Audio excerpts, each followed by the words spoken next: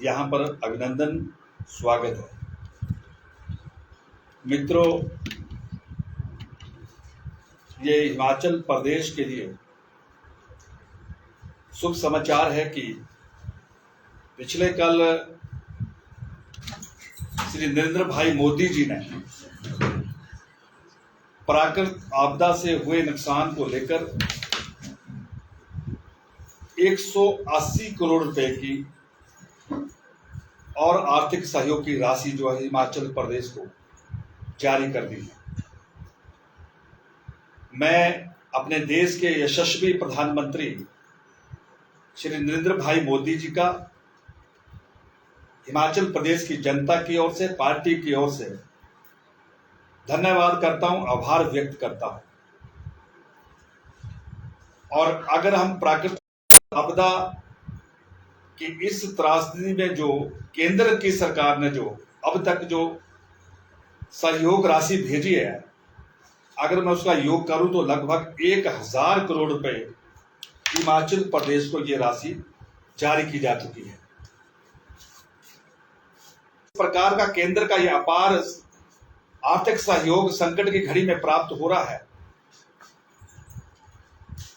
वही आपदा आती है उस प्रकार की सरकार जो राहत वो बांटने का तरीका जो है वो निकालती है।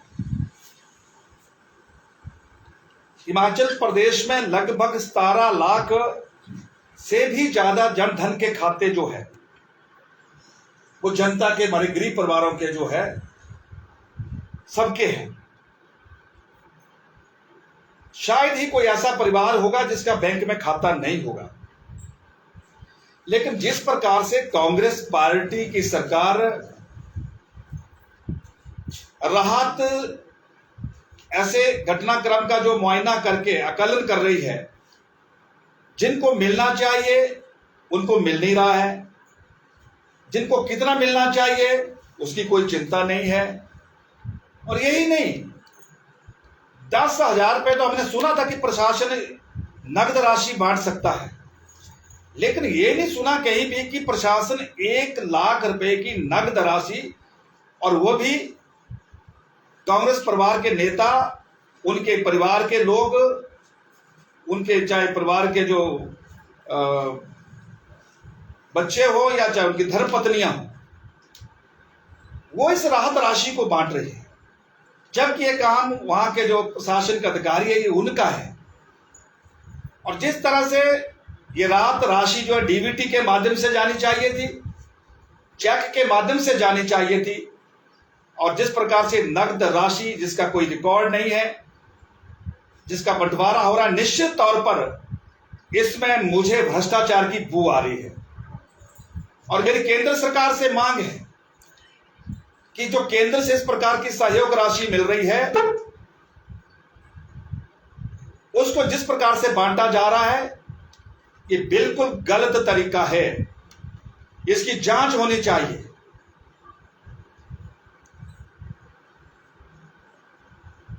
एक तरफ केंद्र सरकार हिमाचल प्रदेश की हर तरीके से सहायता कर रही है। पिछले दिनों पार्लियामेंट सेशन के दौरान ही देश के भूतल परिवहन मंत्री जब मानसून सत्र को छोड़कर हिमाचल आए थे, उन्होंने हिमाचल प्रदेश में आकर बाढ़ प्रभावित क्षेत्रों का भी दौरा किया था और कहीं वो बाढ़ पीड़ित परिवारों से भी मिले थे। और उनके मन में जो करुणा आई उसको लेकर उन्होंने कहा कि दिल्ली जाने से पहले मैं यहीं से कुछ ना कुछ हिमाचल प्रदेश के लिए देना चाहता हूं। और आदरणीय गडकरी जी ने उस समय अपने प्रवास के दौरान 400 करोड़ रुपए सीआरएफ फंड के तहत जो है वो देने की घोषणा की थी। और यही नहीं, हिमाचल प्रदेश की 2 और सड़कें जो हमीरपुर के गरंगस में और जिला कांगड़ा चंबा के बीच में शाहपुर से लेकर चुवाड़ी तक 2 सड़कों के लिए 103 करोड़ रुपए की भी एक सहयोग राशि रोड के लिए उन्होंने घोषणा की थी। और जब वहां पर लोग मिले कि ये जो हमारा बिजली महादेव बड़ा धार्मिक स्थल है हमारा, इसके लिए वर्षों से चर्चा है, लेकिन इस दिशा में कोई प्रयास नहीं हो रहा है। लेकिन मैं धन्यवाद करना चाहता हूं आदरणीय गडकरी जी के प्रयास से बिजली महादेव रोपवे के लिए 250 करोड़ रुपए की व्यवस्था हुई। और ये भी कहा कि 15 अगस्त से पहले इसकी टेंडर जो प्रक्रिया है उसको पूरा कर दिया जाएगा या शुरू कर दिया जाएगा। लेकिन गडकरी जी ने यह भी कहा कि नेशनल हाईवे के साथ जो नुकसान हुआ हमारा, लगभग 1 किलोमीटर तक जो हमारी सड़कें बर्बाद हुई है, पुल बर्बाद हुए हैं, उनको भी केंद्र सरकार जो है रिपेयर करेगा, उसकी जिम्मेवारी भी केंद्र सरकार की है।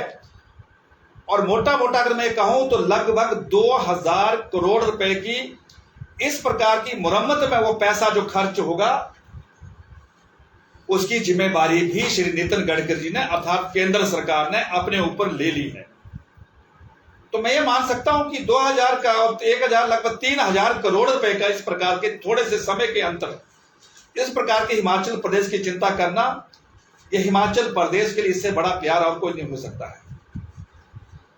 लेकिन मुझे अफसोस इस बात का है कि प्रदेश की कांग्रेस पार्टी में जरा सा भी साहस नहीं है। अच्छा होता कि वो प्रेस वार्ता के माध्यम से श्री नरेंद्र भाई मोदी जी का, श्री नितिन गडकरी जी का, श्रीमान जेपी नड्डा जी का आभार व्यक्त कर देते और निश्चित तौर पर अगर वो सच्चे मन से उनकी प्रशंसा करते हैं तो जो सहायता की जो राशि की जो रफ्तार है उसमें भी गति आती। लेकिन ये कांग्रेस पार्टी पर मैं छोड़ रहा हूं और मुझे पूरा विश्वास है कि इस संकट की घड़ी में निश्चित तौर पर प्रदेश के प्रति ज्यादा मदद केंद्र की हो, इसके लिए वो अपने आचरण और व्यवहार में जरूर परिवर्तन करेंगे। मित्रों, जिस प्रकार से हिमाचल प्रदेश की कांग्रेस पार्टी की स्थिति को हम नजदीक से देख रहे हैं वो बहुत ही बेहद नाजुक और दयनीय है।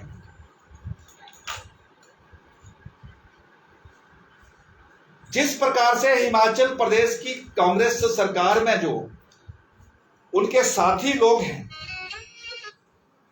जिस प्रकार से उनका अलग अलग एक रवैया है, कांग्रेस पार्टी की अध्यक्षा दिल्ली में जाकर क्या कह रही है, कांग्रेस पार्टी के पूर्व अध्यक्ष शिमला में प्रेस वार्ता में क्या कह रहे हैं, कांग्रेस पार्टी के सुपुत्र महोदय जो सरकार में मंत्री है उनकी क्या चाल है, कांग्रेस पार्टी के जो सरकार में मंत्री हैं वो किस प्रकार से एक दूसरे पर दोषारोपण कर रहे हैं।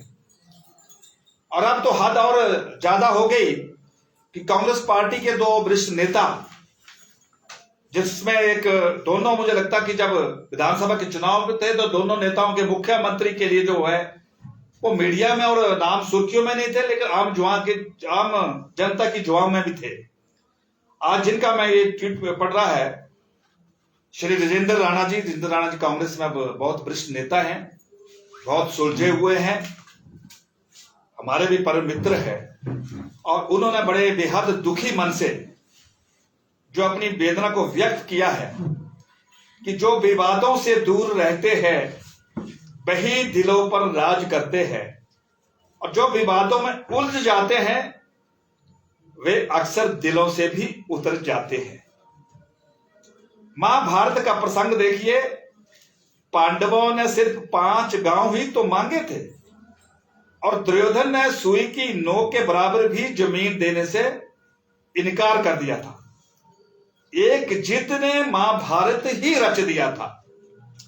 तो सुकून भरी जिंदगी के लिए विवादों से दूरी बेहद जरूरी।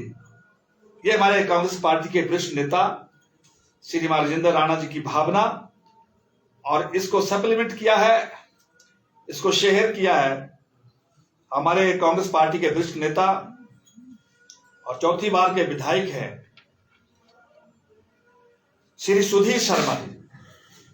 उन्होंने अपना उत्तर दिया है, तुलसी नर का क्या बड़ा, समय बड़ा बलवान, भीला लूटी गोपियां, वही अर्जुन वही बाण।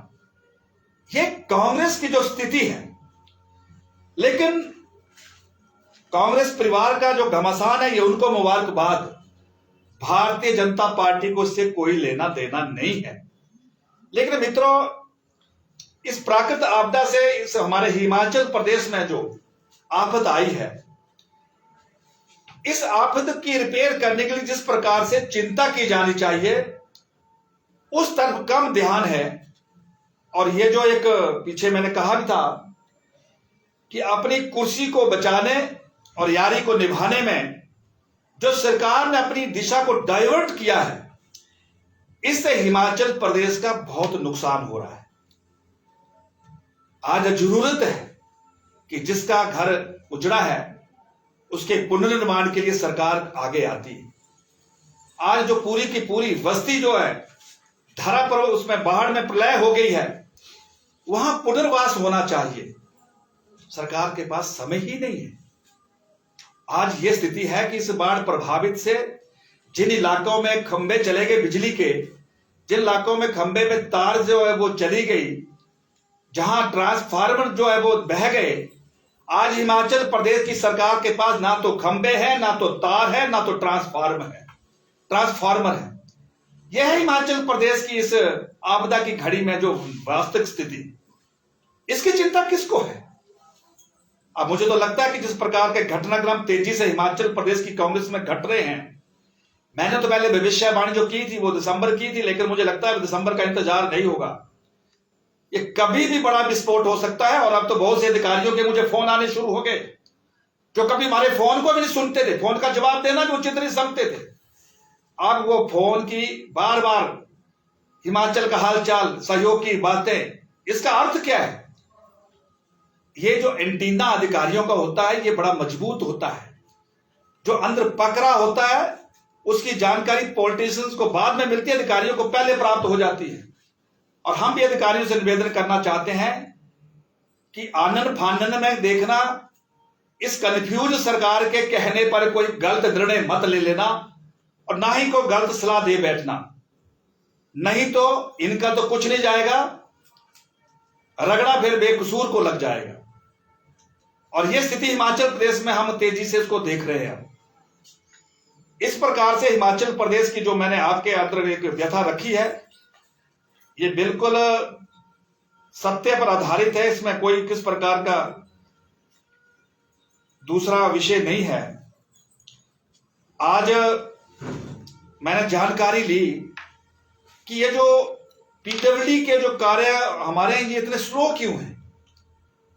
इतना समय हो गया, अब तो इसमें मुरम्मत जो है वो ध्यान में आनी चाहिए, रिपेयर कहां हुई है वो लोगों को नजर आनी चाहिए, सड़कें खुल जानी चाहिए। तो मुझे जो जानकारी मिली है वो कितनी अफसोसजनक है कि हिमाचल प्रदेश में 113 एक्शन के पद हैं, 113।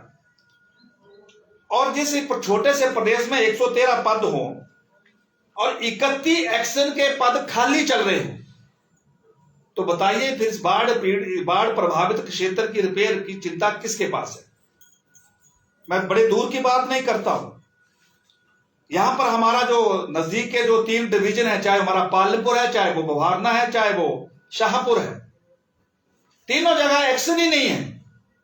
इस प्रकार की संवेदनशील सरकार की ये मैं आपको स्थिति आपके बीच में उसका वर्णन कर रहा हूं। तो इसलिए मैं कहना चाहता हूं कि जिस प्रकार के हालात हम हिमाचल प्रदेश के अंदर देख रहे हैं मित्रों, बेहद चिंताजनक है। ये तो रही प्रदेश की स्थिति।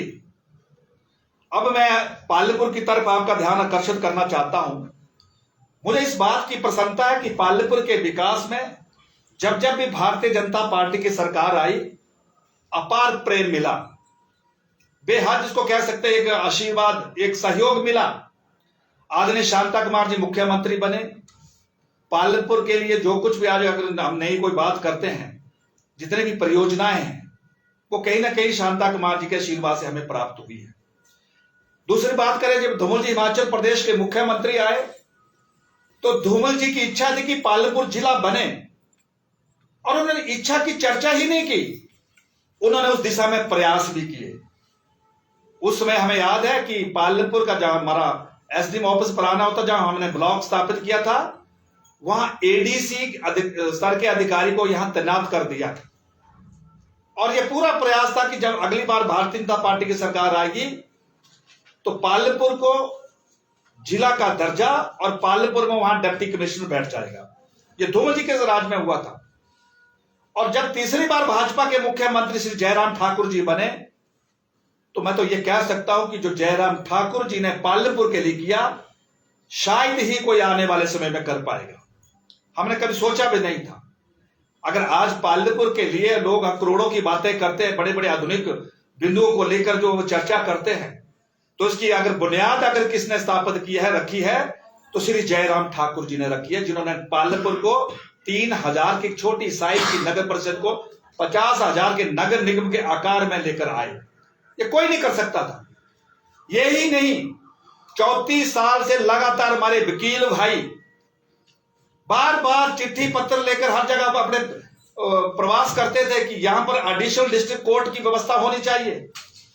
लेकिन जब जयराम ठाकुर जी के ध्यान में इस विषय को हम लेकर आए, तो जयराम ठाकुर ने कोई देरी नहीं लगाई और आज पालनपुर में उसकी घोषणा नहीं हुई, आज एडिशनल डिस्ट्रिक्ट कोर्ट हमारी सेवा में काम भी कर रहा है। और यही नहीं, 70 साल में एक पालनपुर था जहां अपना विकास खंड ही नहीं था, और जब विकास खंड के विषय को भी हमने अपने नेता के आगे रखा, तो जयराम ठाकुर जी ने घोषणा नहीं की, लेकिन बाजू से पकड़कर ब्लॉक अधिकारी को कुर्सी पे बिठाया। 14 अप्रैल का दिन था, हमें याद है उस बात की। और सब तहसील दी, आईपीएच के सब डिवीजन दिए, पीएससी से सीएससी हमें स्वास्थ्य के केंद्र दिए, आयुर्वेदिक हमें डिस्पेंसरियां दी। हमारा विधायक नहीं था, उसके बावजूद जो मैंने कहा कि जो पालनपुर के लिए भारतीय जनता पार्टी की सरकार और नेता ने जो दिया है, शायद ही कोई दे पाएगा। लेकिन मित्रों, जिस प्रकार से सरकार जाने के बाद पालनपुर के साथ अन्याय हुआ, उसको पालनपुर के लोग कभी नहीं भूल पाएंगे। लेकिन मुझे इस बात की प्रसन्नता है कि जब हम पालनपुर के सब लोगों की भावनाओं को लेकर माननीय उच्च न्यायालय में गए, तो माननीय उच्च न्यायालय के दखल के कारण हमें बनूरी में आईपीएच का सब डिवीजन बहाल हुआ। हमें ये जो हमारा विकास खंड पालनपुर है, जिसको पिछली बार होली में मुख्यमंत्री फिर आकर बोल गए थे कि हम इसको बहाल करेंगे, मैंने उस दिन भी पूछा था, मैं आज भी पूछना चाहता था कि आपने उस ब्लॉक को क्यों बंद किया?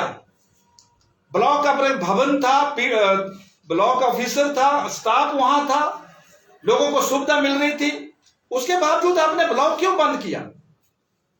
और फिर आप बहाल करने की बात करें, ना तो आपने पहले कमेटी बिठाई और ना चलाने के लिए आप बहाल करने की कोई कमेटी बनाई। तो इसको हम अनुभवहीनता के कारण पालनपुर को आज कितना नुकसान होना पड़ रहा है। लेकिन मैं धन्यवाद करना चाहता हूं कोर्ट का, और मुझे पूरा विश्वास है कि इसी अगस्त महीने के अंदर पालनपुर में दोबारा जो हमारा विकास खंड बहाल होगा, सरकार को विकास खंड बहाल करना पड़ेगा, यह मेरा विश्वास है।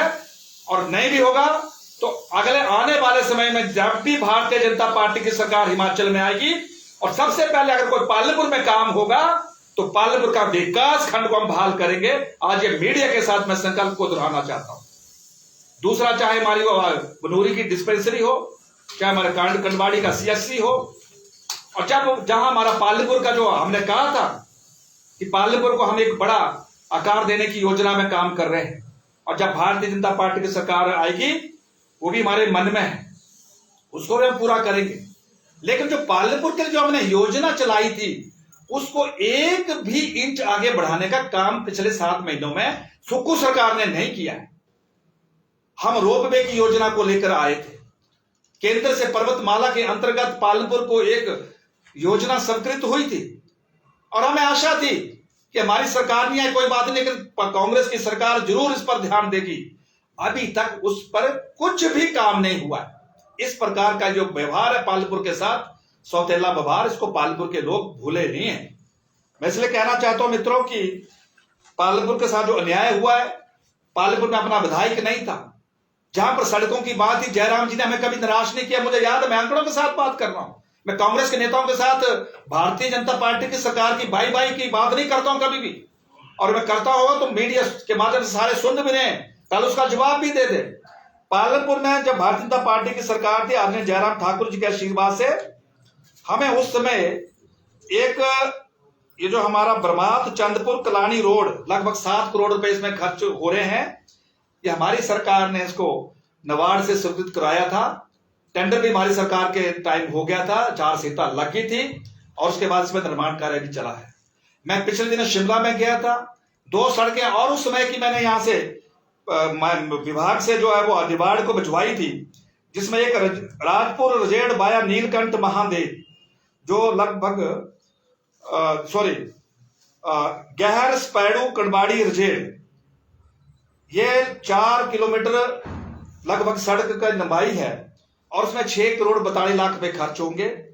और दूसरी सड़क पर जो आई थी अपने बधरैना सुंगल, ये है राजपुर रजेड़ बाया नीलकंठ महादेव, फिर बधरैना आएगी, फिर सुंगल में ज्वाइन करेगी।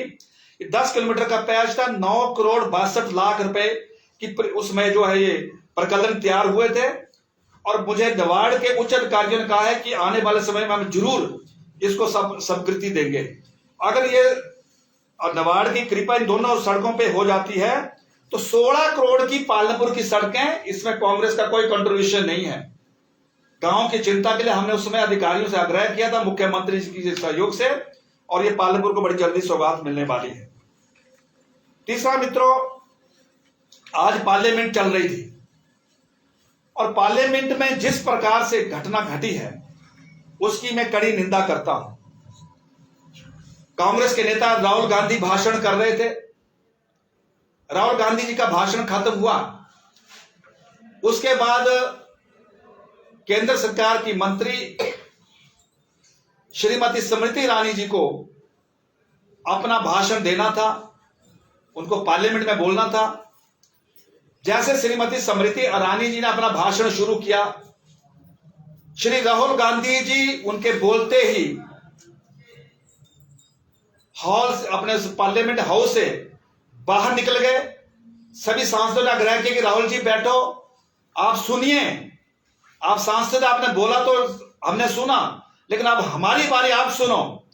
और राहुल गांधी ने जिस प्रकार से जाते जाते वो फ्लाइंग किस का जो इजहार किया, मुझे लगता है कि वो एक बहुत बड़ा अपमान इस प्रकार का पार्लियामेंट के अंदर। कांग्रेस को नेता को यह नहीं मालूम है कि पार्लियामेंट जैसे पवित्र मंदिर में किस प्रकार से अपना आचार और व्यवहार रखना चाहिए। कभी वो नरेंद्र भाई के मोदी जी के गले लग जाते हैं, गले पड़ जाते हैं, कभी वो बैठे बैठे आंख मारना शुरू कर देते हैं, और कभी कभी वो भर जनसभा में, चाहे वो परिवार के भाई बहन जो भी सदस्य हो, वो किस प्रकार से दुनिया के बीच में करते हैं। मुझे तो लगता है कहीं ना कहीं उनकी मनबुद्धि का निरीक्षण करने की आवश्यकता है। ये देश ऐसे विषयों को लेकर अपनी जो है वो स्वीकार्यता नहीं देता है, और मैं जिस प्रकार से राहुल गांधी ने लिखा उसकी मैं निंदा करता हूं। इस प्रकार की कांग्रेस की जो मैंने कथा आपको प्रदेश की और देश की बताई है मित्रों, मैं ये कह सकता हूं कि बड़ी जल्दी हिमाचल प्रदेश में भी राम राज्य वापस आएगा, और जो श्री जयराम ठाकुर जी के समय के जो पत्थर वहीं के वहीं फंसे हैं अभी, उनको आगे बढ़ाने का जो काम अगर कोई करेगा तो ये राम राज्य का जो नेतृत्व है, जो सरकार है, वही करेगी। यही मैं आज कहना चाहता हूं। आप आए, आपका बहुत बहुत धन्यवाद।